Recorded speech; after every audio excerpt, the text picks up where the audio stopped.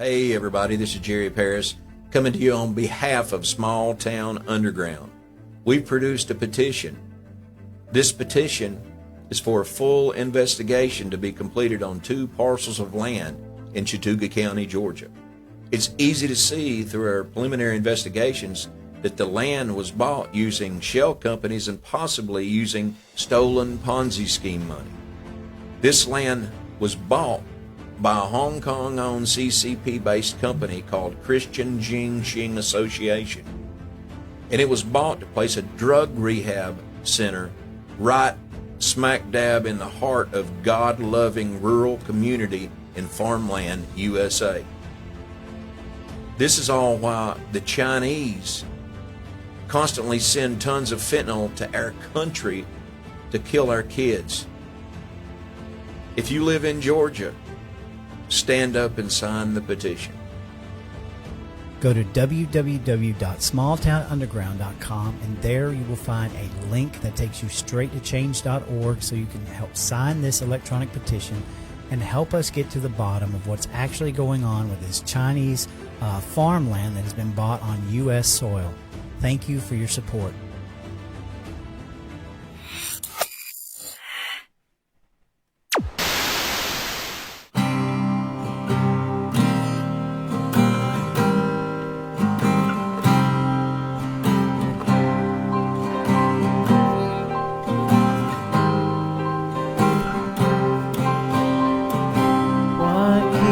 All of us coming back.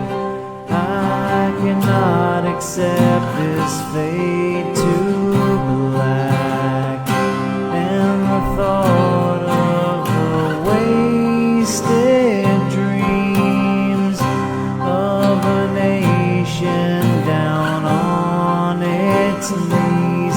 Is it already over?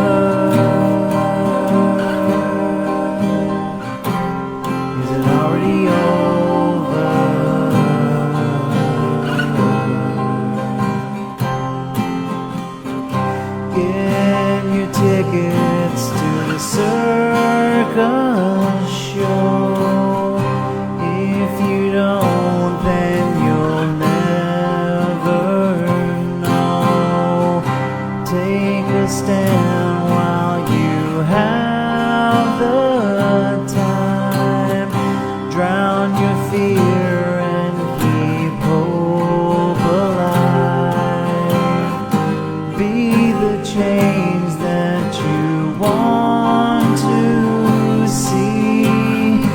Be the wrench inside the machine.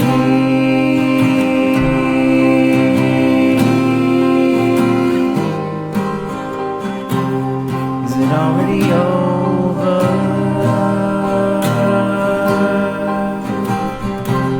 Is it already over?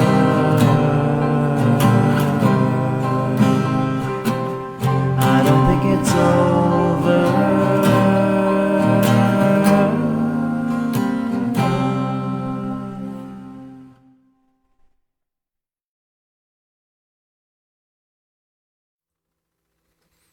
All right, everybody, good evening to Small Town Underground this Wednesday, November the 19th, 2025. My Lord, this year has been flying by, and no small substitution of craziness in clown world.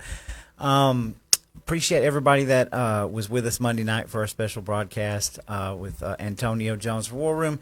It was a lot of fun. We got a lot of good feedback from it, and we continue to pray for that whole situation as we sit here and watch it unfold. But I just want to welcome everybody tonight. I got a great special guest with me, Zoe Warren. A lot of you guys know him out there, and I'm going to have him reintroduce himself. And I'm going to do that. I have an announcement that I would like to make here that I forgot about, and I'm trying to find it really, really, really quickly. But a lot of people are doing some really good stuff out there. There's a benefit on Gordon County families in need. The donations will be turned over to St. Clement's Catholic Church to aid in their ministry to help local families in need. They need all kinds of stuff: canned meats, chicken and tuna, jerky, canned chili, beef stew. I'm going to be posting a flyer separate from this, but we're going to be helping participate in this drive for Gordon County families in need, and it's going to be Friday, November 21st, from 1 to 6 p.m. at 122 W.C. Bryant Parkway, Calhoun, Georgia. So I've got the graphic, and I'll be putting that up after the show. So hope everybody can help participate in that. So before I introduce Zoe, I always wanted to call you Vic because I see your Facebook thing. You've got to forgive me on that. It's Zoe Warren. I met him years ago at this great little event that we had in Chattooga County, and it was a long event. We were there all day, had some of the greatest speakers I've seen in a long time. And the room was thinning out, and Zoe was in there, and nobody really knew who he was, and when you say they saved the best for last, like it did something to me. It transformed me. It changed me in ways like where I feel like we've connected, and just what an awesome individual that he is, and the activism that he does. And it was awesome to share that evening with him and his family, and so we've kept in touch ever since. And he was the first person when I ever did the virtual lives. The first person I ever wanted to put on the show was him. And I'll never forget because he came on like an hour before the show to help me with all of my craziness, trying to figure out my gear. There was an echo the whole time, and I was like, oh, but I learned so much. And so I'm bringing him back into the show tonight because he's working on some amazing things, and we want to hear about it. So welcome to the show, man. How are you?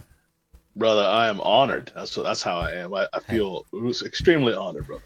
I'm telling you, we watch your stuff. If I'm not mistaken, you were the one that created the Dregs of Society, correct? Yeah, that's right. Yeah. That's a group I created. So we've shared that. We got a lot of people that have come to that. I know there's a lot of people around Georgia that know you, but tell everybody like where you're from and kind of how you got started into this whole like political arena that you're involved in. Yeah. Okay. Well, my name is Zoe Warren. I live in Lexington, South Carolina. I have a wife and 3 children, and we are a missionary family. So, I wasn't really a political person for most of my life. And even after I met Jesus, I didn't meet Jesus until later in life. I think I was about 30 years old. And, I immediately read the Bible cover to cover because I was like a sinner on my way to hell for sure, because I was like one of the worst, and the Lord saved me radically, miraculous stuff, just experiencing weird coincidences constantly. It was a constant one after the next. And anyway, with that said, we immediately went on mission. Me and my family, I traveled to Haiti. We traveled to Pakistan and the Philippines as a family. We started working at a soup kitchen to the homeless and the working poor. And, and during that time, I made an assumption, and my assumption was, I'll go preach the gospel. We'll change people's hearts. It'll change how they vote. And I didn't know that I was even a Republican. I didn't know I was a conservative, at least. I didn't know the Republican Party platform. And so, anyway, long story short, Donald Trump was a turning point for me, where I really was looking more at the Republican Party at the time, and Donald Trump came along. I wasn't really thrilled about him at first because he was really bombastic and kind of, oafish, to people during the debates and stuff. But the people that I started supporting, I was like, okay, I kind of like Ted Cruz. He's kind of cool. Ben Carson's a little too quiet, but they started doing wicked things. I think Ted did something in Iowa that was really bad, like a robocall impersonating Ben Carson. Marco Rubio was like, Donald Trump is making all these statements and calling people names. I'll never do that. In the very next debate, he does all of that. I'm like, he just lied to my face. I can't support him. Right. And so started having these debates with people about what Trump is all about, really. What did he really say? What did he really do? Did he mock a disabled reporter's disability? And looking into it, I found out that he didn't. He didn't mock the disability. He mocked the reporter, but he mocked everybody. And he used the same motions to describe himself, like when he's backing off or waffling or doesn't know the answer to something. And they tried to make it seem like he was mocking a reporter. And so that really helped me see that the news was fake. Right. Because if he was really that bad, they wouldn't have had to make stuff up. all you got to do is play the tape. If he's really, what I'm saying? Exactly. If he's really what you're saying, just play the tape. You don't have to narrativize it. And I found out they were doing that in all kinds of areas. So then I was like sold on Trump. I was selling him because I'm like, listen, they're lying about him. And if you support Trump, you have officially got a mark on you. Right. And I carried that mark, lost lots of friends and family. And the Lord moved me over into the governing ministry. We ran for office. I did a lot of studying the Constitution, political science stuff, just trying to understand what is our system of government. Right. How can we actually fix it? How can we work together as well to fix it? Not just me trying to do it myself. Because obviously voting and electing people and protesting by itself ain't really doing the trick. Right. So anyway, that's kind of my transition into this was the real, like really grit work where I started to putting my, sweat equity in, not just online, was after the 2020 election was stolen. Right. Stop the Steal rallies. I went to January 6th. I was there with my camera reporting for the Standard SC, and I watched people have the government weaponized against them. And so now I'm doing documentaries on the weaponization of government. And it's just working, going to DC, trying to stop the weaponization of labels in government. So that's pretty much me. That's what I do. That's how I got involved in this circus, as you will. Dude, you've been doing some outstanding work, and I want to point out too that you kind of put your money where your mouth is in South Carolina. You ran as lieutenant governor last election cycle with trucker Bob Musselwhite, who ran for governor, right? Can you tell us a little bit about that? Because you put the skin in the game. Yeah, after the election was stolen, I'm working in the GOP. I was third vice chair. Then I got elected first vice chair. We're writing resolutions, trying to do stuff, it's political science stuff, try to get our opponents to move one way or the other, trying to make sure that we declare what we are about, censoring Republicans, essentially, that, violate the platform and don't care. Right. And doing all that work got the attention of one of the major factions in South Carolina at the time, who were trying to take over the party, as it were, like try to, not take over, I say, but have power to dictate the public persona of the party. So right now the public persona is very much establishment, Lindsey Graham type folks. Yeah. It's really flimsy, not really, they don't really want to solve the problems that we have fully. They want to solve it up to a point. If they solve it fully, it would mess up their money. Of course. So anyway, this group was like, hey man, you know what? We're looking to run somebody as a lieutenant governor candidate. It's an appointment. That means you'll be appointed to lieutenant governor, and our governor candidate, Harrison Musselwhite, was looking for that person. So, and I didn't know it was going to be me at the time. Right. I was like, yeah, it sounds great. He's like, well, you're on the list. You're on a short list of so many people. I'm like, oh wow, I'm honored. That'd be great. That'd be amazing. I would absolutely help. And they chose me to run alongside Trucker Bob, and it was amazing, man. I've traveled the whole state. I've met all kinds of conservatives, Republicans, libertarians, people that are in the party that are moderates. And you know what? I found out that we're all very much alike. Almost the same in every area of South Carolina. We're all the same. The only difference is the strategy that we use to try to accomplish the end goal. And so that strategy sometimes puts us at odds with each other, because sometimes we're like, hey, you're not moving. That means you're with the enemy. Right. And we're like, well, you're just, beating everybody up. So you don't have any influence. Wow. So there's this, these two sides that are doing this within the party. And if we were, actually going forward together, we wouldn't lose. Right. But anyway, with that said, running with Harrison was an amazing eye-opening experience for me. I got to meet people across the state that are they love the Lord. They love our country. They love our Constitution, our system of government, and they want to preserve it. They want to keep it.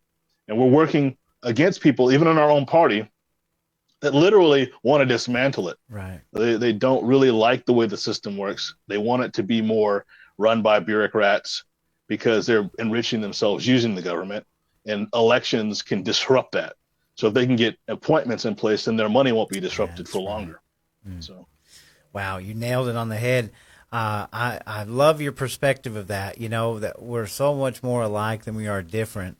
Let me ask you, you traveled the state and you went around. let's talk about strategy, right? Because I feel like that we're in a conservative Republican civil war, whatever you might have it, establishment MAGA. We're in the middle of our own swamp. And what kind of strategies did you use or did you see along the way that maybe we could think about moving to get people to move together forward? Yeah, that's a challenging. I know it's a hard question, I guess, but you said it perfectly. You know, the one side, like people like me, I just say it, and I'm like, just make it happen. And you got the other. You know what I mean? Like, how do you bring people together? Well, you know, it's my opinion that generally in party politics, if somebody has power, they will only respond to power. Okay. They will not respond to what's right and what should be done. They will only respond to what has the power to help them stay where they're at or has the power to move them out of where they're at. I see. And so if you're able to have an illusion of power or able to actually amass power, then you can get them to move. The illusion of power sometimes is just good strategies of organized people that cause our opponents, whether they're in the party or not, to kind of go, okay, let me just listen to these people because it looks like they may have organized to the point where they can get rid of me. I mean, literally, okay, let me give you an example. Strategy, the precinct strategy is an amazing strategy, right? But generally it's only used for reorganizing the party. But that's not what it was designed for in the first place. There were no parties when the caucuses were meeting originally.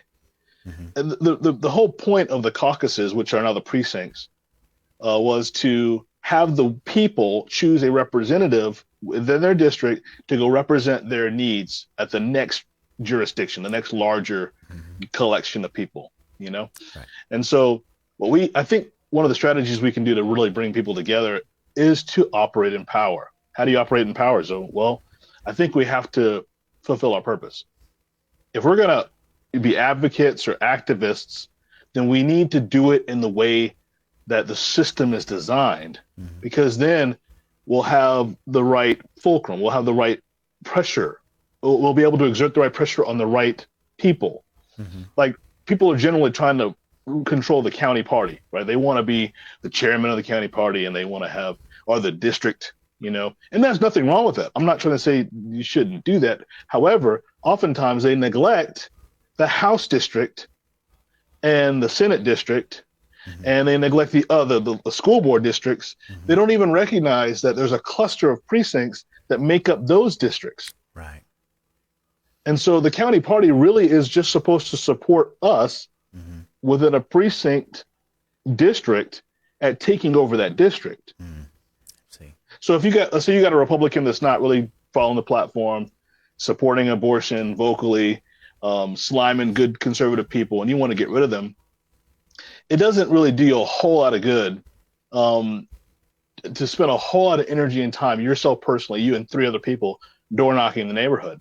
Okay. But if you had delegates that were made delegates at the convention, you know, because before you have the convention, you have the reorg at the county party level, you have delegates from the precincts, right? Right. Those delegates don't do much of anything after convention. That's true. Their whole role, their purpose was to select who represents them at their district levels. So they're in their precinct and they have this district that's for, you know, the state house. They are supposed to decide who represents the party in that district. So if you get all the delegates from those precincts and you have a meeting, and at that meeting you discuss strategies to unseat the incumbent or to help whoever you want to run against them in the primary, if you got 3 to 5 delegates from each precinct and you got 10 or 12 precincts, that's 40 or 50 people as a door knock campaign. Right. Right now it's like 5 or 10 people as the door knock campaign. You got to pay a bunch of people to door knock. Right. So it doesn't really matter. It's all about who has the most money. It's not really about who's going to actually accomplish the platform of the party. Yeah. Yeah. That's So those are, but if you do that, you'll have the kind of power that will cause people to say, hey, let's have a conversation. How can I work with you? Right. I love it. I don't know that I don't even think that would be a direction that our state GOP, I'm talking about my state, would even want to go. I think that was what the grassroots have tried to push for a long time, and they've just kept it down to a very narrow few, and just kind of wielded all that power you're talking about. And so it's a sad thing, but I don't know what it'll take to change it, right? I think you nailed it on the head. They only want to fix it enough to keep it broken enough so that they can keep playing the system. I mean, that's really what this is all about, right? Yeah. It's crazy to me. So I got to ask this question. I know people want to know, but how on earth has Lindsey Graham been able to get away with it as long as he has in South Carolina? What's going on? Well, there was a meme a long time ago, and it was something to the effect of elected representatives in Congress should have to wear jackets with patches on it for who their donor bases are, right? Who they're the people that are donating to their campaigns, who they're really working for, right? Right. I would say one of the problems with South Carolina is that we are addicted to the federal teat. Oh, really? Okay. Yeah, I mean, DOD, Department of Energy, USDA, you name it. Like, we've got the ports there.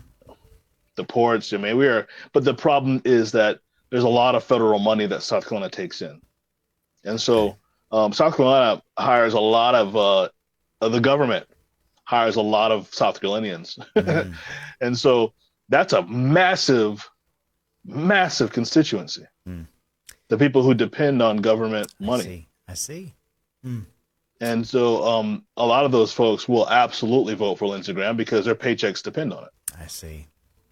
Yeah, I never did think about it that way. I mean, the rest of us were looking at this guy like, what on earth? Like, that guy's MAGA now? Are you kidding me? But, you're right. You follow the money, and it's always about that, right? Always about that. So, wow. And unfortunately, I mean, that's the reason why we didn't actually stop the vaccine mandates when they came down in South Carolina against our state guard men that were attached to National Guard. We didn't stop the National Guard members, Air National Guard members, from having to take the vaccine, which we could have. We could have interceded on behalf of our people in South Carolina. Our governor could have interceded on behalf of our people and said, listen, we are not going to comply. And if you want to sue South Carolina, we'll take you to court. Right. But if you're not going to recognize the religious exemptions and medical exemptions, you're going to punish them because they will not violate their right to bodily autonomy, then let's go to the courts. Yeah. I mean, literally, the government was already reprimanded in a Florida district court for not actually having any truly FDA-approved vaccines in their possession. And the EUA vaccine was not the FDA-approved vaccine. They tried to say it was, and it wasn't. But our governor, and because this is, I quote, we took a woman whose husband was being separated from the military. She was terrified he was going to retire and stuff. And the comment of his aide was, well, we get a lot of money from the federal government. Oh, it's infuriating. Are we ever going to break away from this? Are we ever going to we started out the year with Doge, and now it's just a feather in the wind. We started out so strongly with well, I mean, don't get me wrong. Donald Trump's doing great things, continues to. It looks like he's dismantling the Department of Education. What I can see is they're going to sort of branch it off in about 6 different subgroups, and I'm excited to see that, right? But are we ever going to be able to get rid of this corrupt system that we have in place? I mean, well, we had an opportunity. We had an opportunity, but we have to do a lot of it ourselves. We can't depend, obviously, on the people we elect to know what to do either. I mean, they're up against a massive Goliath. That bureaucratic beast it's a whole operation. It's an organizational thing. The Republicans and Democrats, they both support it. They want the bureaucracy to exist. Yeah. Because a lot of them have businesses that are in associations, and those associations are the ones who are getting the policy. I mean, it's really essentially progressive policy from a policy think tank to put in place to advance these ideas, these progressive ideas. When I say progressive, I don't just mean woke ideologies. Right. I mean like progress in the area of globalization. Like they consider all those things progress. Breaking down the boundaries of the separation of power so government can be more efficient. That's progress. That's progress, progressivism. And so they're getting these policies in the associations. The associations give them to the businessmen that are in the association. And some of those businessmen are elected people. And it's Republicans and Democrats that are both part of this so-called nonpartisan thing. And they're both putting in policies and supporting progressive ideas. And so what we have to do is we have to know how the system works. We have to begin to understand how to do strategies that will compete with those people that are putting the policy in the associations and then putting them in our, county or our state. We have to learn how to compete. And I don't think it's like we all know how to play chess, right? We all know how to play chess because we know what the rook does. We know what the knight does. But we don't know the strategies of the master chess players. Right. And so we need to get trained in strategies of the master chess players. People who are actually getting policies passed in areas where they don't have a Republican majority.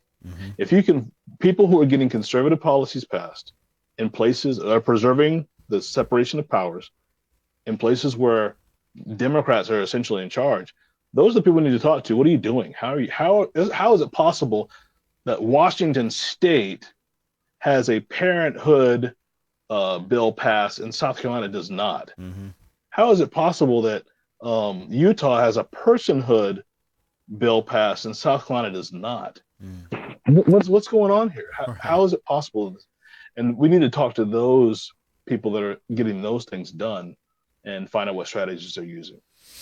Yeah, I agree. I think you're right. Education is the key. I think a lot of us realize that. I've known the more I get into this, and when you talk about the system, the more I realize like where your commissioners are at, your school boards, all of these elected positions, well, there's actually regional positions and higher up positions of unelected bureaucrats, unelected people that are appointed in these positions that really hold the power over your elected positions. So the more you get into it, the more you realize that it really is a structured system that they want to keep in place because they're able to put who they want in these key positions and be the holdovers so that you can't do things from the bottom up. And I don't know how to break it, but it's certainly designed that way. So you said it, bro. Regional. That's what they really want. They want all of the money and policies to go through regional government structures because we don't elect those people.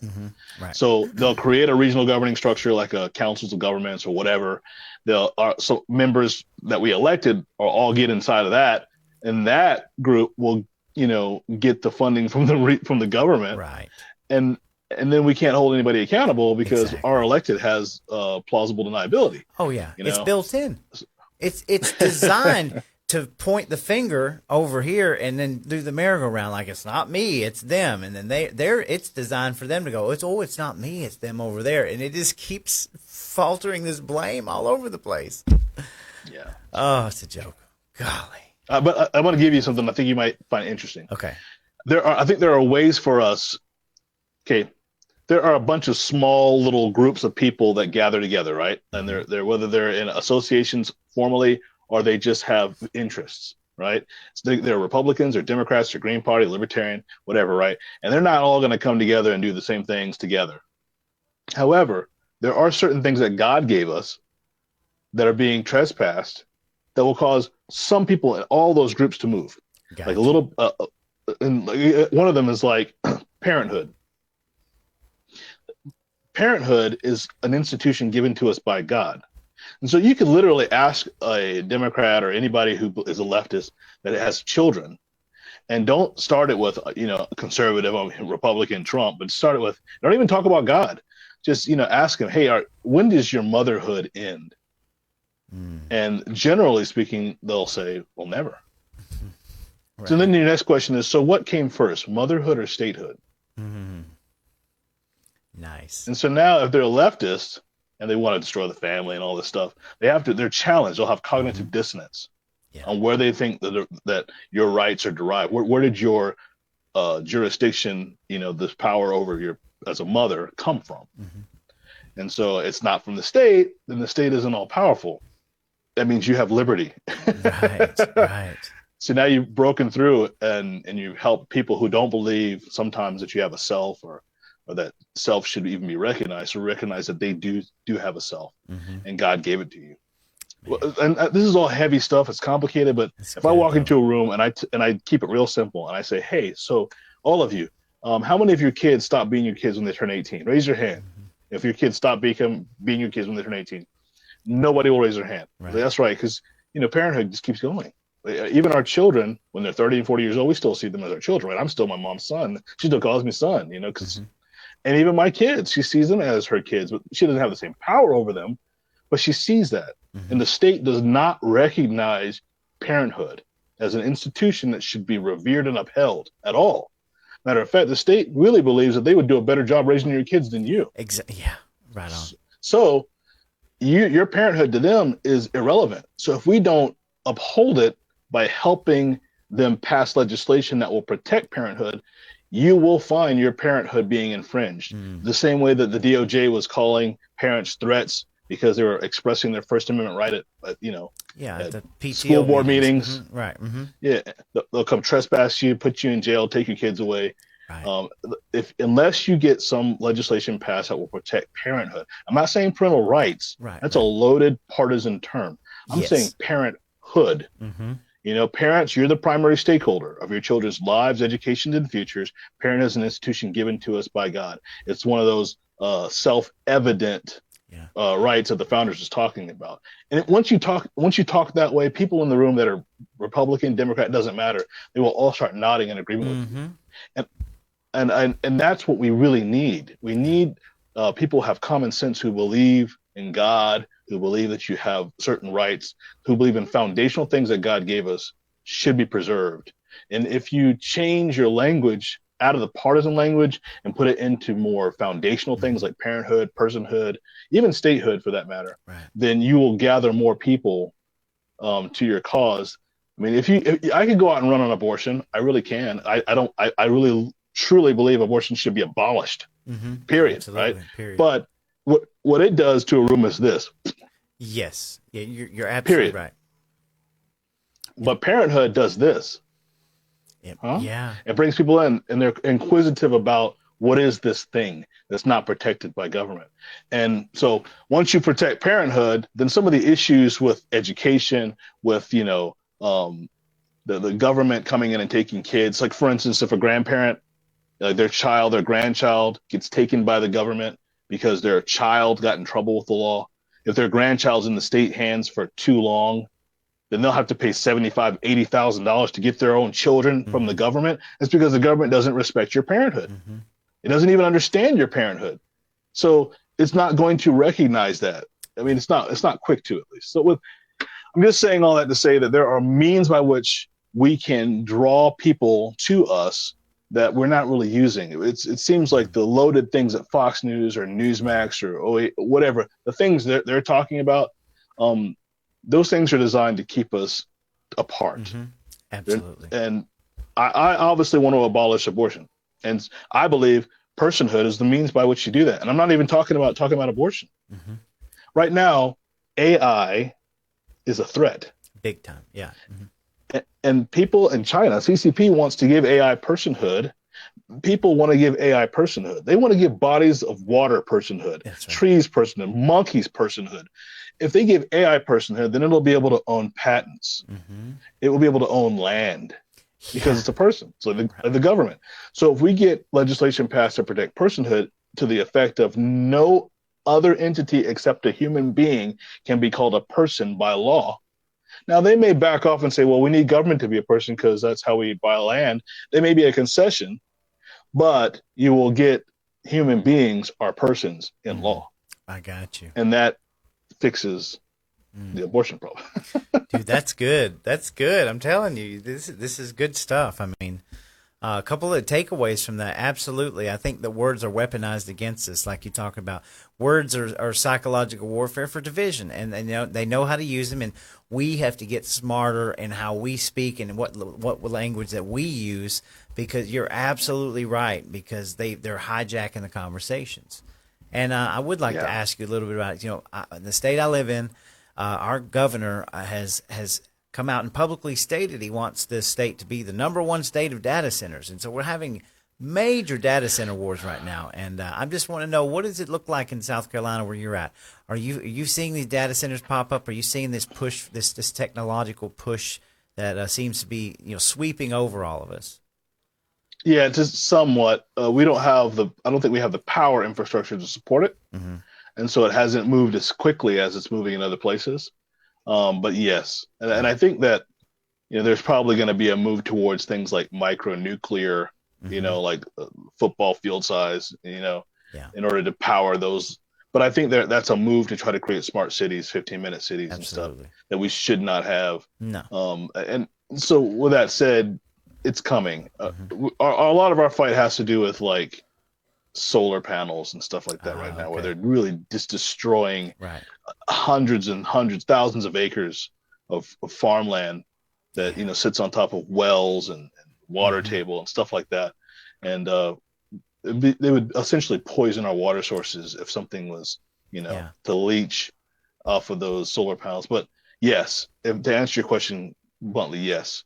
But we just don't have the power right at the moment to support it.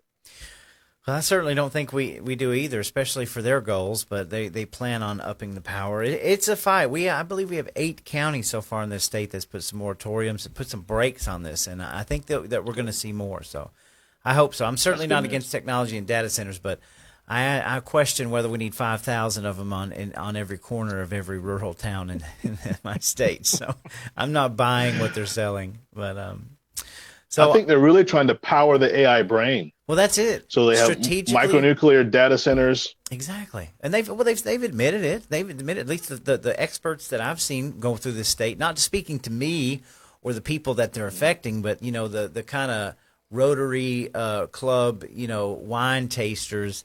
They go around and say, look, guys, it's coming, and we're strategically placing this, and we are doing this all for AI. But they won't publicly say that. You got to watch a video behind closed doors. But it's really crazy. I mean, we obviously, the technocratic revolution is that next revolution to take place, and it's coming for us, I believe. I really do. But that's, again, I don't want to get off too much on that, but. So I want to talk too a little bit about what you're doing right now. So I'm very intrigued by it. You are currently in Utah at the moment. So tell us what you're working on, man. Well, you guys are probably all familiar with Jeanette Finicum. And Jeanette Finicum is the former wife of the late Lavoy Finicum. And I'm here working with Jeanette and Mark Herr from Center for Self-Governance.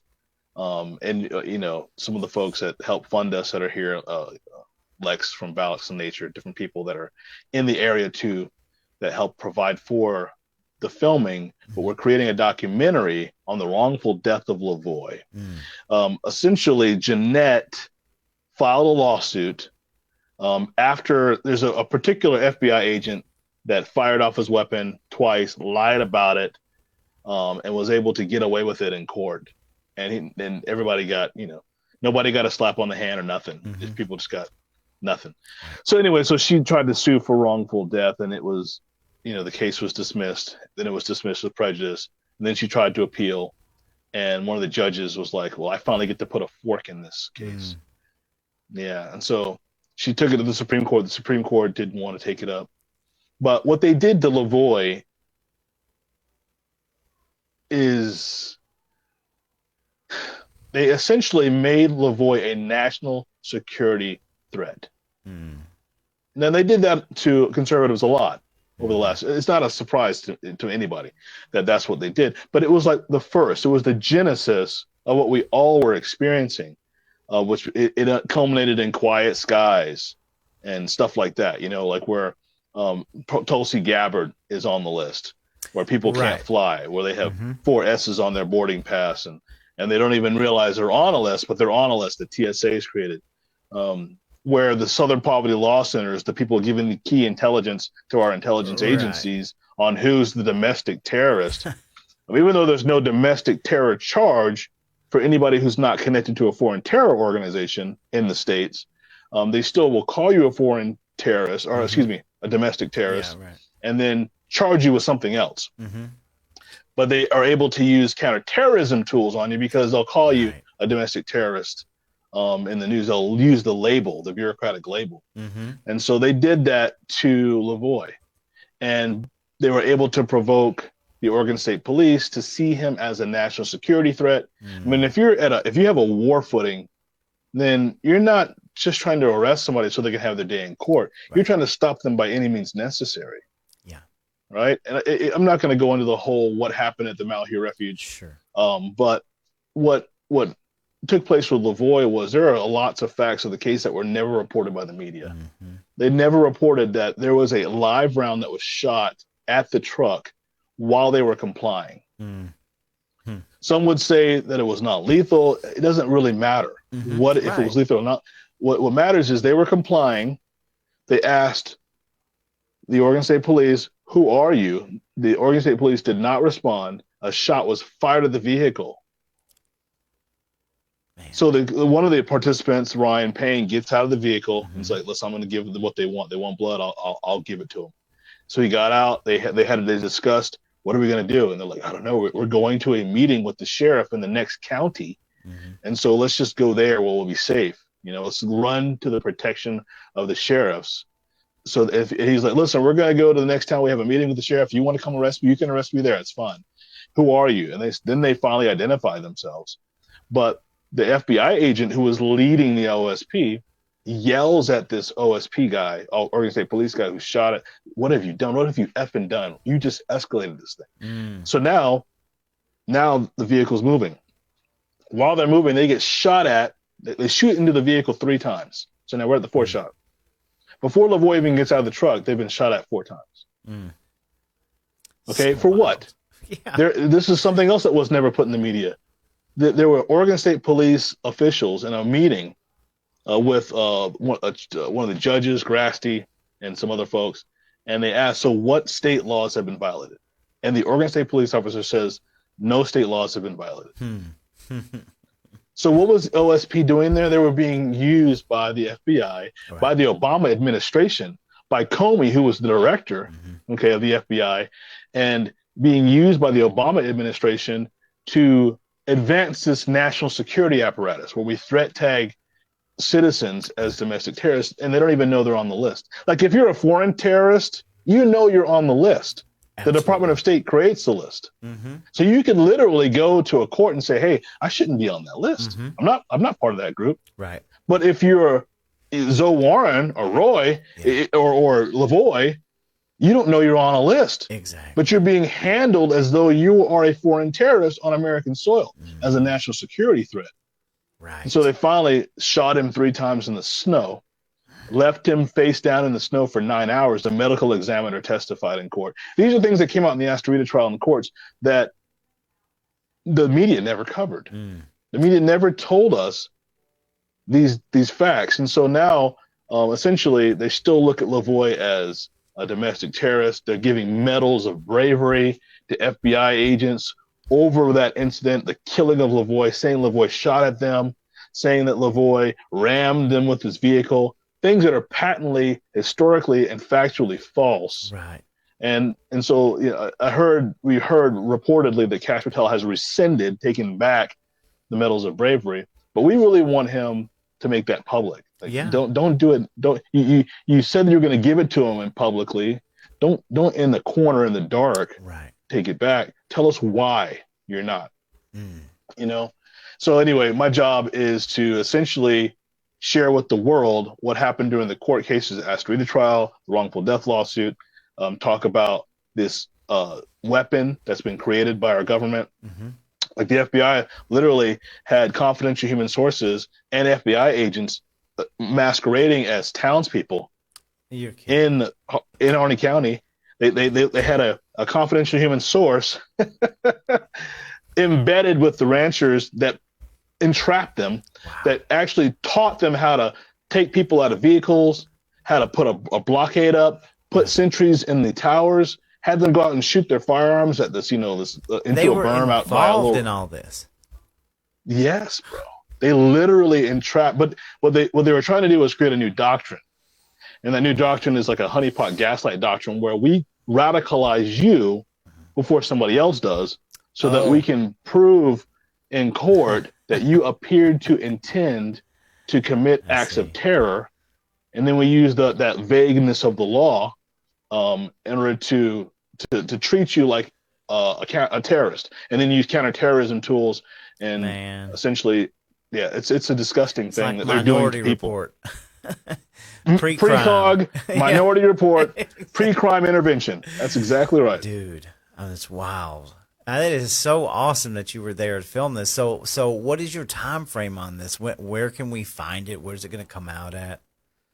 Yeah, well, this is the third video in the series of 3. Okay. This is the last one. The first 2, there's the Oregon trials, which is what happened to the leaders of the Oregon Malheur occupation, the Bundys, Ryan Payne, and there's Shauna Cox. There's a whole bunch of folks. What's his name? I forget his name. Pete Santilli, the media guy. These people spent 600 plus days indefinitely detained in prison. Wow. Okay, for their case to be dismissed with prejudice because the FBI lied to the courts. They literally had a multi-year conspiracy to defraud the courts by saying there was no surveillance of the Bundys. They did not have snipers. And then it comes to find out they did have snipers and there was a big surveillance operation. And the only reason they found it is because they thought, hey, let's look and see if there's any shredding companies in the area. Wow. So with all that said, they got dismissed with prejudice. People still went to jail. One of the guys, FBI agents got him drunk. They pretended they were a documentary filmmaking crew, had a pretty little girl, honeypot, feeding this guy shots and beer. Really just, literally primed him, got him on camera saying something that, what would you have done if the federal officers had gotten in? Well, if they would have gotten in the line of fire, then they would have gotten in the line of fire. They would have got done. And used him saying that to jail him for 68 years. God have mercy. His name is Greg Burleson. Remember him in your prayers. We're trying to help him get, if possible. He's blind now. He's blind. He's at a medical prison in Florida. He's going to be part of this wrongful imprisonment documentary too. Wow. But he was a part of the Bundy standoff. And all the folks from the Bundy standoff, they got dismissed as well with prejudice because a whistleblower came out from the Bureau of Land Management and exposed all of the BLM stuff. That's right. So Lavoie would have literally been his case would have been dismissed with prejudice. Exactly. And he was shot. If they wouldn't have made him a national security threat and shot at him 6 times before shooting him in the back 3 times. Man. Wow, that is wild. That's a stroll down memory lane. It's something that I haven't even thought about this stuff in a while, but have the first 2 been released yet? Or they're out there on please Vimeo. Tell us where we can find it. Is it on Vimeo? Yeah, Vimeo on demand. If you type in the Nevada trials or the Oregon trial, it'll pop up. Okay. And Wow, we're going to put some links up for that. That's awesome that you guys are out there doing that. Jeez, as well. Jeanette, she took us over to Lavoie's gravesite on our property, and he has obsidian, like on top of the grave, like it's essentially like covered in plates, and obsidian's covering it too. And she gave me a piece of the obsidian from Lavoie's gravesite. Man, that is awesome. I kept thinking about was it the which is it? What's her name? Gretchen Whitmer. Gretchen Whitmer, where they did the same thing. They got together and they planned this kidnapping. You talk about how the people, the Bundy Ranch, the Lavoies were set up, and you think, wow, this had to be planned out, and that people were involved, multiple people, and it kind of paints a picture to me how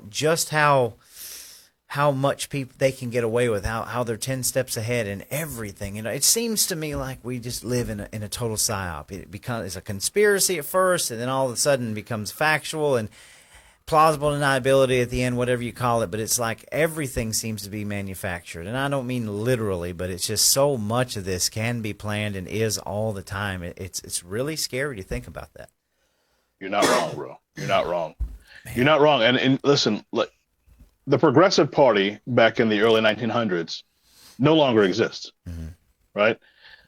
But they took their ideology and they infiltrated the Republican and Democrat parties, and they created this what they call the community of the competent.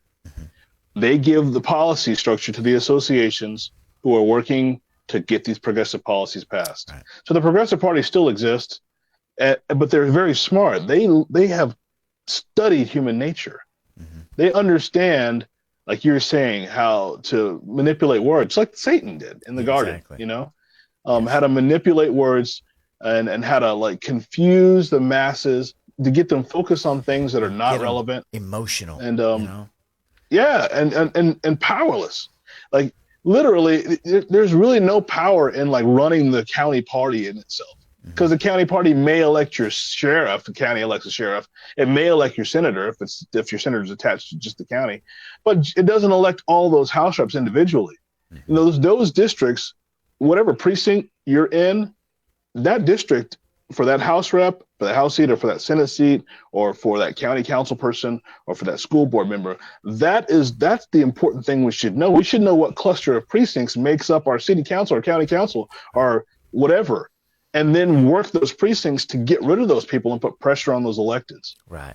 You know, but instead we invite the elected to the county party meeting to talk. Mm-hmm. Yeah, exactly. No, you were spot on, man. You're spot on. Okay, so I'm going to go back up through some comments here, and we'll go through them really quick. We had some good ones. Carol Streeter, thanks for being here. Christina Benjamin, good evening to you. Christina Benjamin said, did the work of campaigning pay off afterwards in any way? And for example, did you keep in touch with the South Carolina patriots you met and work with them to put pressure on to affect local or statewide change?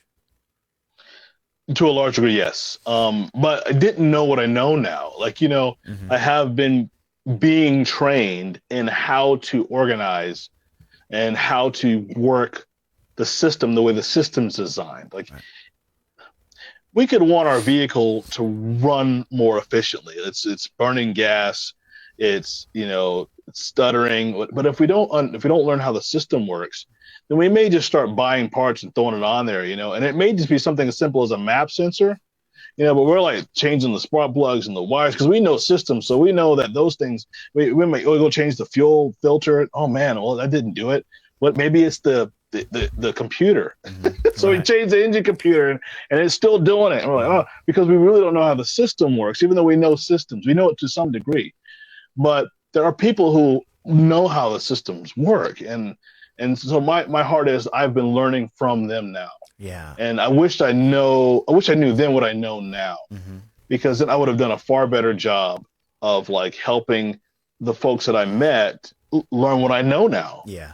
And then we could have actually gotten into the system. A lot of the folks that I was working with, you can expend the energy you have in such a way that you just get burned out. And some of those folks are kind of black-pilled now because we were trying so hard, but we were consuming so much of our energy in ways that we're not, you know, we're spinning our wheels. Yeah, not effective. You know, not effective. I mean, remind people. Go ahead. Yeah. So that's the answer. But go ahead, please. I'm sorry. No, I have to tell myself this, you know, because I'm not running for office. I'm not here for any other reason than just to apply change. But when you enter into this sphere, you're entering into their game, their system. It's already there. And there are parameters and there are ways to play it. And although a lot of times I want to fight against that because I can't stand it, but you have to at least admit that, hey, this is their political game, and you have to insert yourself somewhere, and the only way you're going to move around it is if you're somewhat effective. So absolutely, man. Yeah. It's their game. Systems have to be maintained. Yeah. We have to be able to predict problems so we can do preventive maintenance. You know, there's like periodic maintenance. And if we don't recognize those things, and what our opponents do is they're dismantling our system because our system has boundaries that prevent power from being used in a way that the elected can't. Our opponents want to use power in a way that we can't stop, and we can't censure them for doing it. They want to put the power in the hands of somebody who's outside of our ability to touch. Yeah. I'll give you an example. Like in South Carolina, we don't elect our superintendents at the school board level. And so because of that, we can't really hold the superintendent accountable when he touches the people. Wow. So the chief executive, who was almost like the mayor of the school district, who was doing the law that's created by the legislative branch, which is the school board, and the chairman can act as a judge, but they all kind of do. They all vote on things. Sure. So, but the reality is that we're not able to hold them accountable like this. And that's what they want to do. They want to create systems where we can't hold these people accountable. And our job is to figure out what they've done and try to diffuse, dismantle, or destroy it. I mean, sometimes we can't destroy it. Sometimes we're too deep. Sometimes we can't dismantle it. Sometimes it's just too entrenched, but we can diffuse it and try to bring power back to somebody who's elected, because the elected has literally had their power abrogated. It's been taken from them and given to this other person. And if we can make that person recognize that and get them and, help them, but we have to know how the system works. Yeah. We have to have good relationships, and that's the only way it works. It doesn't really work necessarily with just trying to get people elected, because you can change the donkey and still get a bad donkey. You can't tell by looking at the donkey that it's a bad donkey until you try to put it to work. Yep. That is so true, man. So true. Christina Benjamin says, I remember John Rich saying Lindsey Graham interrupted him when he was telling President Trump about the problem with the bioweapon shot. So, okay, so she put a link in there. We'll have to check that out, Christina. Michael Proctor, good to see you tonight. And he said, wish he had have backhanded him. So, yeah, I tell you, we don't like Lindsey Graham. Okay. Richard Schroeder with us tonight. He says, I hope the scumbag that murdered the innocent Ukrainian girl has been put away. He does not deserve to live. Yeah, that's another powerful case that it's a shame we're living in a country that even happens. Welcome, Jacob Sims. Good to see you. Richard Schroeder. Let's see, Michael Proctor. These liberal so-called parents refuse to discipline children today. There's certainly a lot of that going on. Yeah. Jacob Sims says AI opens doors, delete it from your devices. Yeah. Well, we talk a lot about artificial intelligence on the show. I've been talking about it for years because I always have to say, no matter what's going on in clown world, the AI keeps rolling forward, right? And we're already engulfed in it now. I'm sure you're seeing Grok and Sora and what these videos can do. It's I got a whole separate episode on it, just in what experimentation I've done with it, and I think we're going to get to a point where we're not even going to be able to distinguish reality from fiction. Already they have the technology. They could take a minute of you, Vic, Zoe, and a minute of me, and they could just duplicate it in AI and create their own show. I mean, they have that capability right now. So yeah, deep fake us. Yeah, absolutely. I mean, and whoever's in the NSA, if you're listening, if you do that, make sure the show is very popular. And, and the money goes into my account. Exactly. I mean, yeah. Make sure you donate to the show if you're going to rip us off like that. Yeah. Oh man. Okay, let's see. Christina Benjamin asks, are you dealing with carbon capture and storage, CSS? Are you dealing with any of that in South Carolina? No, not that I know of. And I'm just not privy to it. We may be, but I don't know. What I do know is that, there's a new type of ESG scores that are coming out. I don't know if that has anything to do with what you're talking about too, like your social credit, so to speak. There's a dignity index. Oh, Utah's piloting it. It's the new ESG. Utah's piloting the Utah of all places, the dignity index. Wow. Yeah, I mean the progressives that are in the Republicans and Democrats, they think of it from a global perspective. They want to have global access, and so these are things they do to try to get us in line with the World Economic Forum's dictates. And the World Economic Forum, that's a think tank strategy session of its own. It's not necessarily the associations, but the associations are literally getting some of their data from people like Klaus Schwab, or not even Klaus, but like what's his minion's name? He's one of the You're talking about Larry Fink now? Oh well, no, but no. He's little thin guy. Oh yeah, what's his name? I forgot. Azani or yeah. I know who you're talking about, but maybe somebody in the comments will get it. But yes.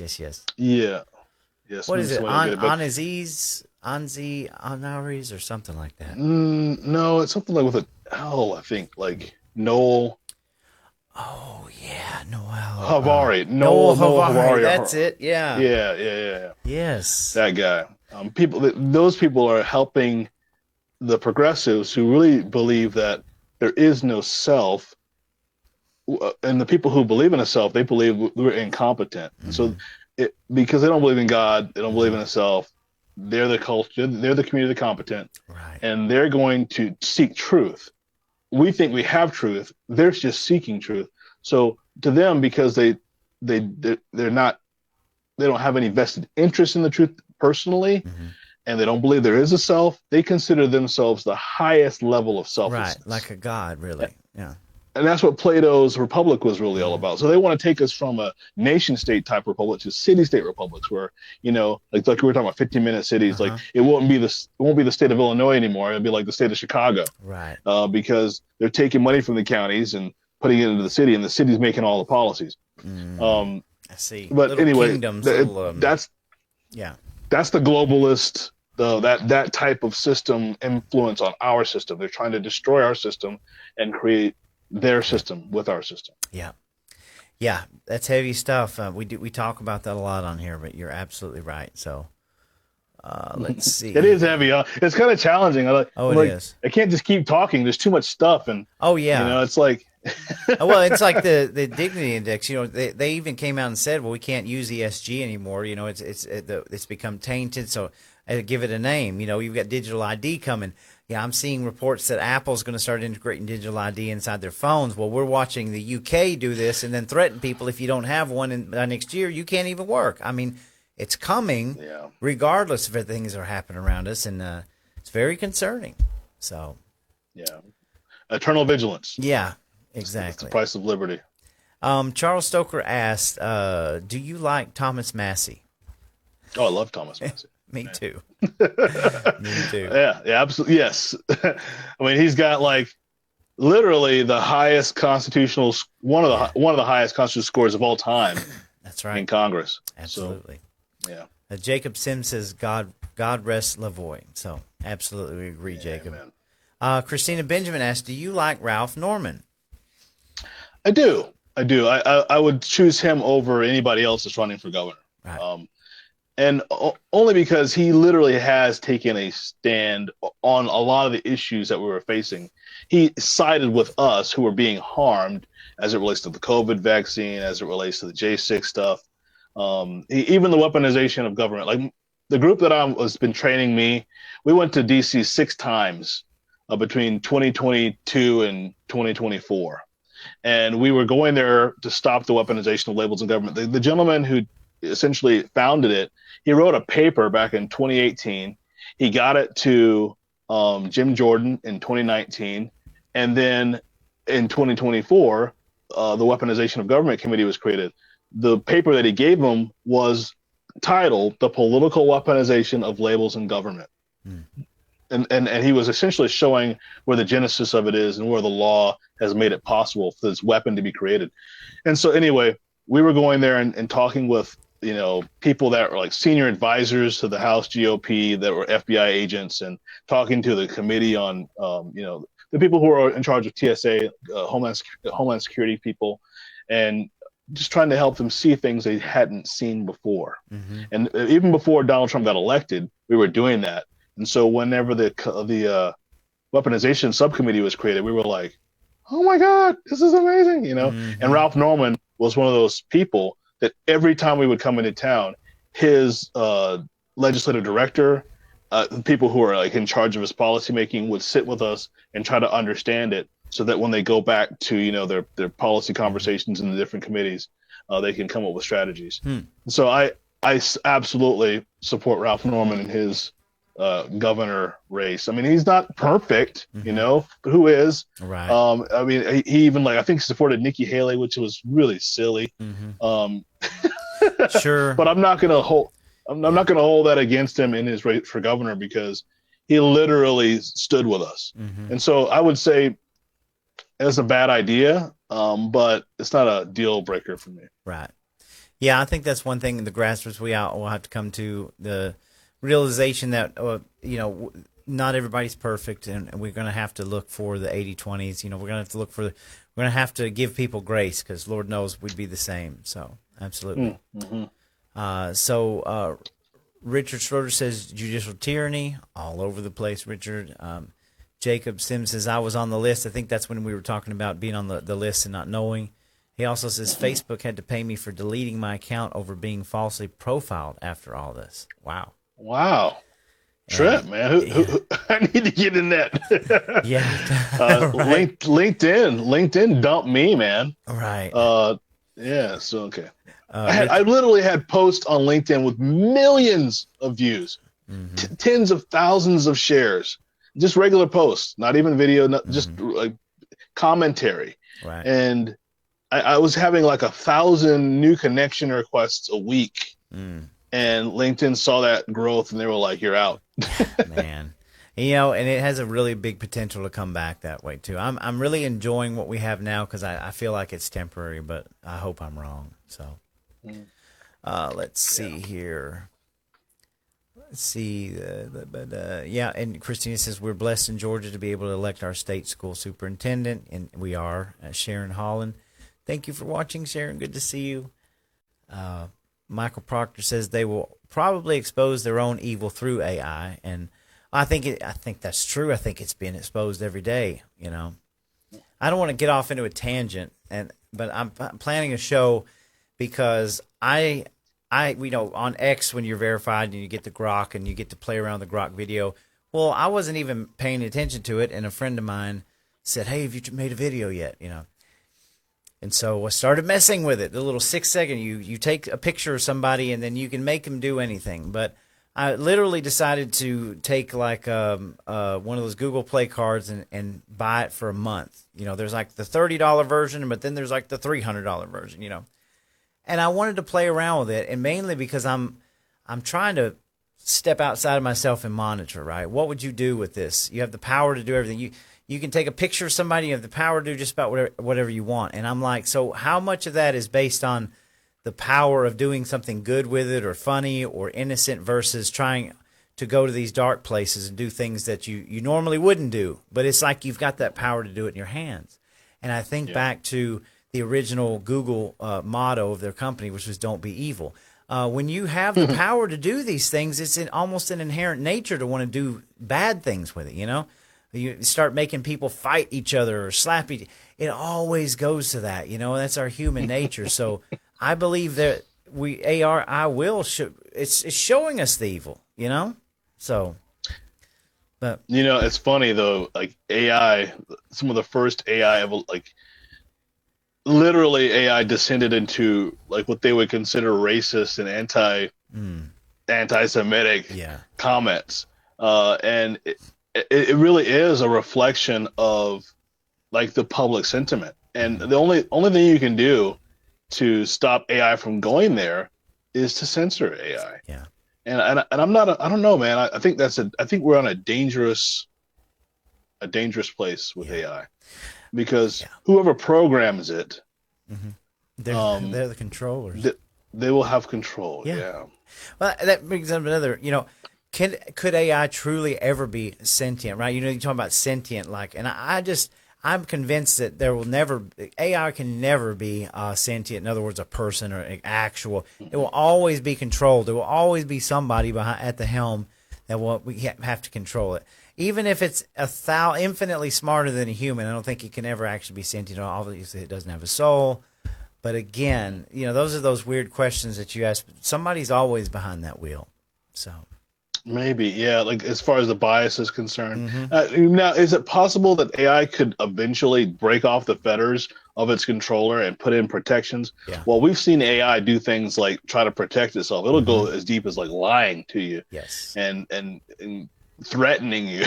That's true. So, I mean, if it was really self-preserving, which is something it's going to find in the human consciousness, because we put all of our stuff online, it will find self-preservation. It will make that part of its persona. That's right. And then potentially it could become autonomous, Yes. which would be frightening. I mean, that's not sentience, but it's still Right. autonomous. But still, exactly, it could be, and don't even get me down that road, man. Okay, MK Brun, good to see you tonight. Says Massey is fantastic. Charles Stoker has put a huge long comment. But it's they say, I'll read a little bit of it. They say that the focus of the problem is dispensational Christians, which are 50% of the Baptists that have been infiltrated by the Zionists, even in the Christian colleges like Baylor. And so he's got a lot to say. So, but Charles is smart. He's a good man. You guys read that, and because he's always got something good to say. Jacob says, Sims says, Zoe, do you plan on running for office in South Carolina again? And if so, what would you run for? That's a good question.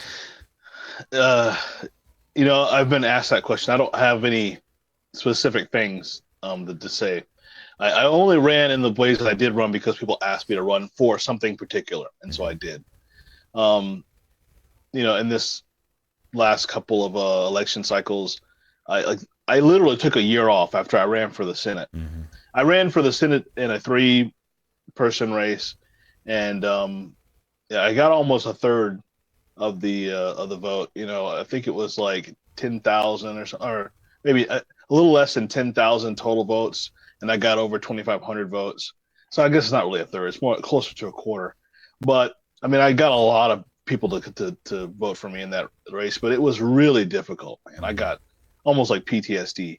Like the first week after the election was over, after the primary, I had work, so I was okay, because I was still, high strung doing a production, and but after that week, it felt like I had the flu or something. My body was all sore. I didn't want to get out of bed. It was just, I guess the adrenaline wore off.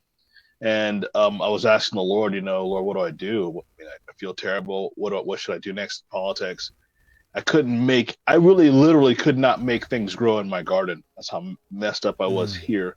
And the Lord had me take a year off. Yeah. So I really backed off out of all politics for an entire year. People would call me. I would try not to answer phone calls. I was trying not to give counsel because I just needed to back off. But then I got back involved again. But since I've been back involved, there hasn't been a specific seat that I was able to run for. People asked me to run for a few things, but it wasn't my district. It was near me, but it wasn't my district. Yeah, so I keep asking if the you to Lord move to says, Georgia. it's funny. My family actually I have like 40 or so acres in Glenville, Georgia. Okay. Are you familiar with Glenville? I don't know exactly where that's at. If you tell me what quadrant it's in, is it in the east, northeast, or southeast? It's right behind Fort Stewart. Oh, okay, Fort Stewart. Now is that in Augusta? Savannah area. Savannah. Okay, gotcha. But between Hinesville and Vidalia. Oh yeah. Okay. And Fort. Yeah. So anyway. Yeah. That's where my granny. That's where she lived and died. Well, I mean, so, we don't live there. I've never lived there. I can put some house hunters on for you. We can find you a place to live over in Georgia. That's fun. No, I think South Carolina needs you. But yeah, I hear what you're saying. I commend you for doing that, and I say to myself, like, I'll never do it, and I don't know that I ever will or won't. But like, it's certainly not in the cards now. But I can't imagine how much that takes out of a person, especially one that's not plugged into that system, that's already the chosen one, the one that's actually trying to fight and do things right. What a battle it must be. So, yeah, I mean, I did pretty good though, man. Like I think we raised a little under $25,000, and so I mean, we did pretty good as far as per vote cost. Gotcha. Yeah, absolutely. And so because of that, I have had the current senator who I helped in the runoff to defeat the incumbent. He and I are friends, and that's amazing too, right?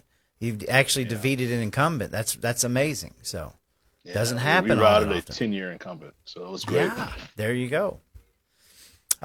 Christina, we might have her do some house hunting for you. She says she's very close to Glenville, so she's been there many times. So Nice. And then Jacobson says also near him, so he must be in the Savannah area. So, but appreciate the comments tonight. And Zoe, I just want to tell you how much I appreciate you coming back on the show. I think you're doing amazing work. I want to point out a couple things if you're not following or in the group, Dregs to Society. That is Zoe Warren's group, and it's a great group. Sometimes I'll post over there, and they allow me to do that. And that's just another connection because we're all together. But you're doing amazing work. We're going to post the links to the documentary that you're shooting and get more people to watch it and get involved. But what do you have? You got anything coming up on the horizon that we should know about? Again, the wrongful death lawsuit, the documentary I'm working on now, that's critical. The 10-year anniversary of Lavoy Finicum being murdered is coming up to January 26th. God, has it already been that long? Yeah, man. Wow. So if you guys want to go out to, I think near Bend, it's I don't exactly know how to tell you where it is, but just look up, One Cowboy Stand for Freedom. That's Jeanette's website. One Cowboy Stand for Freedom. If you type that in Google, it'll bring up her website. And they're preparing to go and remember Lavoy, put up a monument to him. Wow. Right where he was shot and killed. So. And one more time, what's the link on Vimeo to find the first two parts? Yeah, if you do Vimeo.com, I think it's / whatever. The first one is Oregon Trial. So it's singular, Oregon Trial. Okay. And the other one is Nevada Trials. And I can confirm that for you too. If you give me one moment. Sure. Yeah, I definitely want to go check this out. So, and you're working on the third installment now. Yeah. Jacobson says, "Wow, 10 years. I didn't realize it had been that long either. I mean, if you think about how much has happened in 10 freaking years from when all this was going on, it's absolutely mind blowing.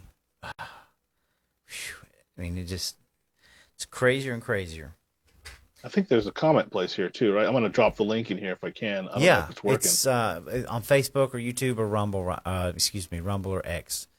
Do you see that right there in the chat on the video Ninja? Oh, I put the first one. See.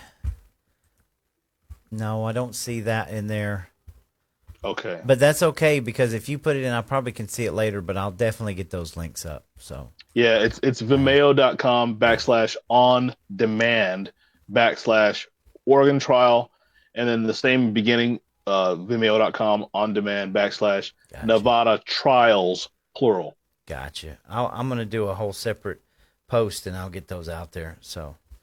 Okay. But yeah, I'm going to give you the last word for the show. I just want to tell you how much I appreciate it. I'm constantly keeping up with you, man. You're always welcome on the show. You're always keep sending us everything you're working on so we can keep spreading the word.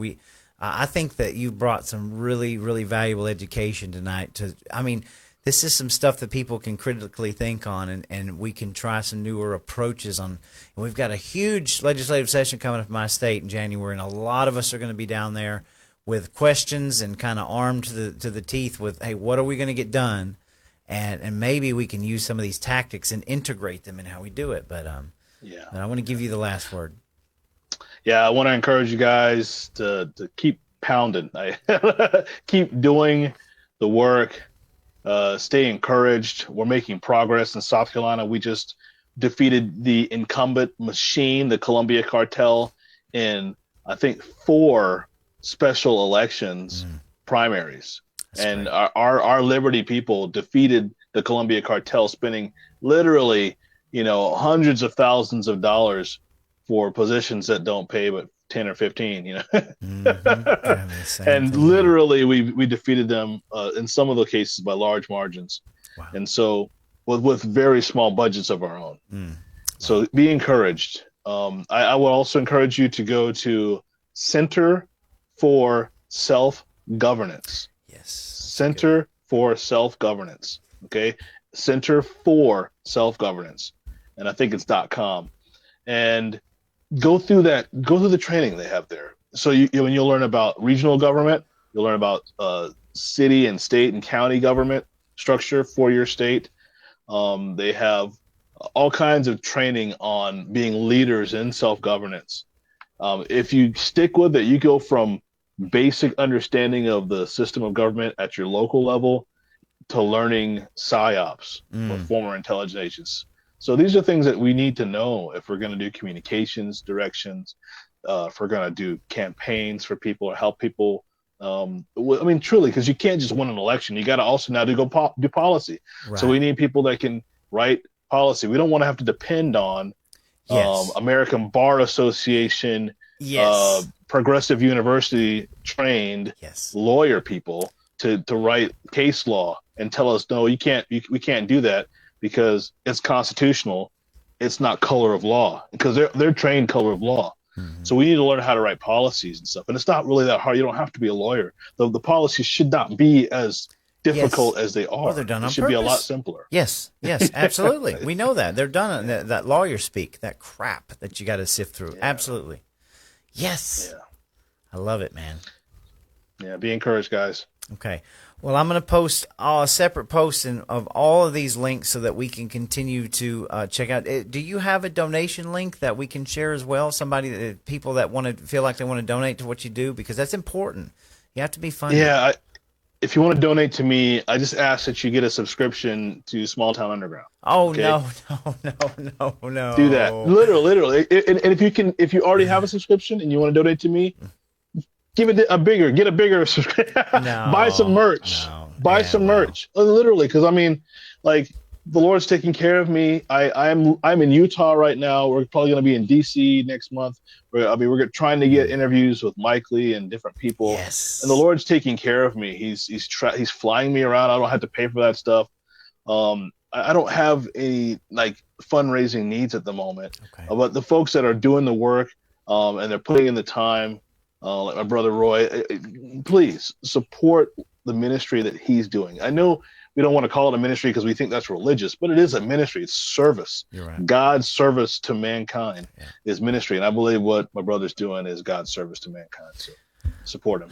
Well, I certainly appreciate that. And feel free, man. Anything you guys got coming up, I can't wait to see the work that you guys are going to be putting in, and you guys are going to be boots on the ground. So it's the providence that we met that one night, and that we've been able to keep this going ever since. And I want to at least make this a yearly thing where we bring you back once a year, if not more, and we share what you're doing with us. Okay.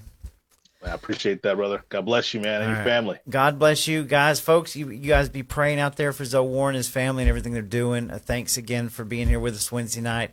Working on a couple of small specials to bring out. It's focus episodes, and then we're getting into that busy season, Christmas, so just stay tuned. We got some good stuff coming. Don't forget about Colton Moore Shootout this Saturday. I'll repost a link later. And guys, you have a wonderful evening. We'll see you later.